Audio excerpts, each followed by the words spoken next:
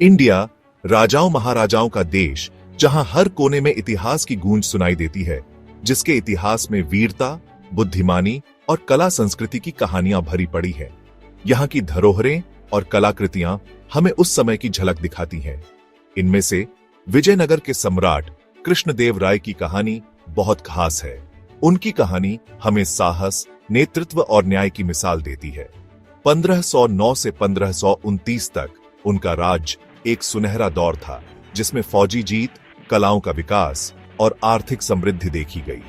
इस समय में विजयनगर साम्राज्य ने अपनी ऊंचाइयों को छुआ।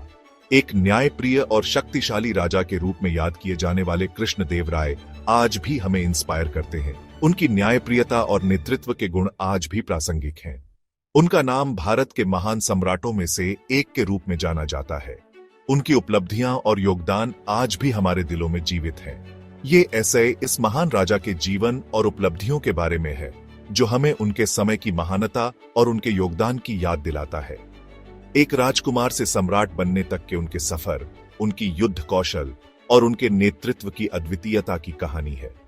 कलाओं के प्रति उनके प्रेम और उनके संरक्षण ने भारतीय संस्कृति को समृद्ध किया, और दक्षिण भारत के इतिहास पर उनकी अमिट छाप के बारे में उनके योगदान ने दक्षिण भारत को एक नई पहचान दी।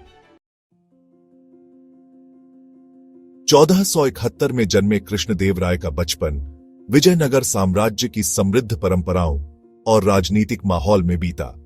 उनके पिता तुलुव नरस नायक एक प्रमुख सेनापति थे, जिन्होंने उनके कैरेक्टर को बनाने में महत्वपूर्ण भूमिका निभाई।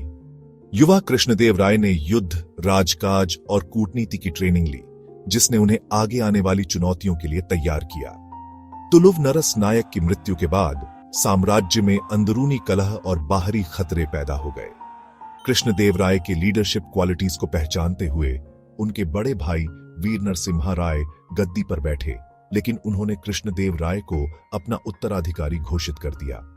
इस फैसले का मकसद साम्राज्य में स्थिरता बनाए रखना था। कृष्णदेव राय के शासनकाल में कई बड़ी फौजी जीत हासिल हुई। उन्हें एक ऐसा साम्राज्य मिला था जिसे उत्तर में दक्कन की सल्तनतों और पूर्व में ओडिशा के गजपति साम्राज्य से खतरा था।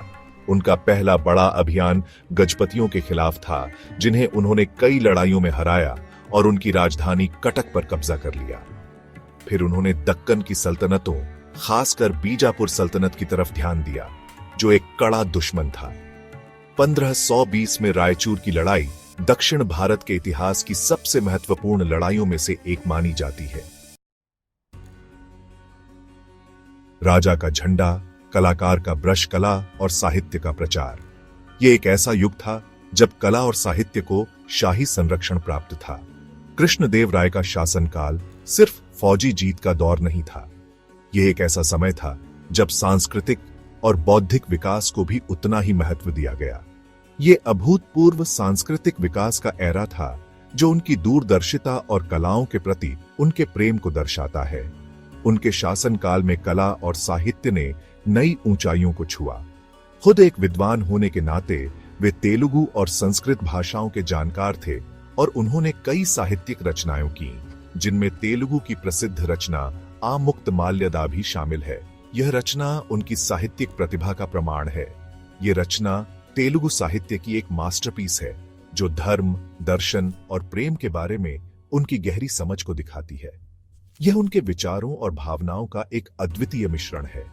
उनका दरबार कलाकारों, कवियों, संगीतकारों और नर्तकों के लिए एक पनाहगाह बन गया।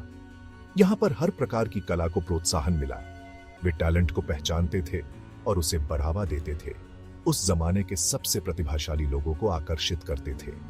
उनके संरक्षण में कई महान कलाकार और विद्वान उभरे। उनके शासनकाल में विजयनगर वास्तुकला अपने चरम पर पहुंची, भव्य मंदिरों, महलों और दूसरे निर्माण कार्यों के साथ। ये संरचनाएं आज भी उनकी महानता की गवाही देती हैं। विजयनगर का स्वर्ण युग, समृद्धि और वैभव। कृष्णदेव राय के शासन में विजयनगर साम्राज्य ने अभूतपूर्व आर्थिक समृद्धि का अनुभव किया। व्यापार फला फूला। विजयनगर मसालों, कपड़ों और कीमती पत्थरों के व्यापार का एक प्रमुख केंद्र बन गया। कुशल प्रशासन और एक अच्छी कानून व्यवस्था ने शांति और स्थिरता सुनिश्चित की, जिससे दूर दूर के व्यापारी और कारीगर आकर्षित हुए। इस दौरान कई शहरों और कस्बों का विकास हुआ। राजधानी हम्पी दुनिया के सबसे बड़े और सबसे समृद्ध शहरों में से एक बन गई।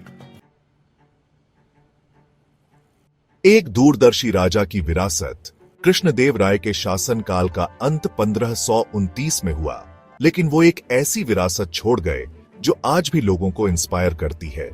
उनका शासन विजयनगर साम्राज्य के लिए एक स्वर्ण युग था। सैन्य शक्ति, सांस्कृतिक ब्रिलियंस और आर्थिक समृद्धि का युग। उन्हें एक न्यायप्रिय और दयालु शासक, कलाओं के संरक्षक और एक सैन्य प्रतिभा के रूप में याद किया जाता है, जिन्होंने अपनी प्रजा के कल्याण को सुनिश्चित करते हुए अपने साम्राज्य की सीमाओं का विस्तार किया। उनकी दूरदर्शिता और नेतृत्व ने एक समृद्ध और जीवंत साम्राज्य की नींव रखी, जिससे उन्हें भारत के महानतम सम्राटों में से एक के रूप में इतिहास में जगह मिली।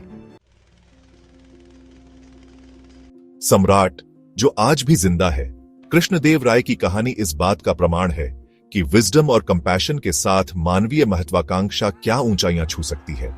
उनकी कहानी हमें यह भी सिखाती है कि एक सच्चा नेता वही होता है जो अपने लोगों के लिए जीता है।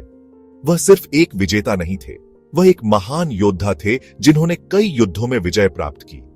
वह एक दूरदर्शी नेता थे जिनकी दृष्टि ने उनके राज्य को समृद्धि और शांति की ओर अग्रसर किया, जो समझते थे कि असली ताकत उनकी प्रजा की भलाई और उनकी सांस्कृतिक विरासत के पोषण में है। उन्होंने अपने राज्य में कला, संस्कृति और शिक्षा को बढ़ावा दिया। उनके शासनकाल के सदियों बाद उनकी नीतियों और कार्यों का प्रभाव आज भी महसूस किया जा सकता है। उनका नाम आज भी गूंजता है और उनकी महानता की कहानियां आज भी सुनाई जाती हैं। उनकी विरासत न केवल पत्थरों में बल्कि हर उस भारतीय के दिल में बसती है जो अपने इतिहास और संस्कृति पर गर्व करता है, जो एक ऐसे नेता की कामना करता है जो न्याय, साहस और अपनी संस्कृति के प्रति गहरे प्रेम का प्रतीक हो, जो न्याय, साहस और अपनी संस्कृति के प्रति गहरे प्रेम का प्रतीक हो। कृष्णदेव राय का जीवन और उपलब्धियां एक प्रेरणा के रूप में काम करती हैं। कृष्णदेव राय का जीवन और उपलब्धियां एक प्रेरणा के रूप में काम करती हैं, हमें याद दिलाती है कि असली नेतृत्व एक ऐसी विरासत बनाने में है। हमें याद दिलाती है कि असली नेतृत्व एक ऐसी विरासत बनाने में है जो समय की कसौटी पर खरी उतरे, जो समय की कसौटी पर खरी उतरे। उनकी कहानी हमें यह सिखाती है कि सच्चा नेतृत्व केवल सत्ता में नहीं बल्कि अपने लोगों के दिलों में जगह बनाने में है।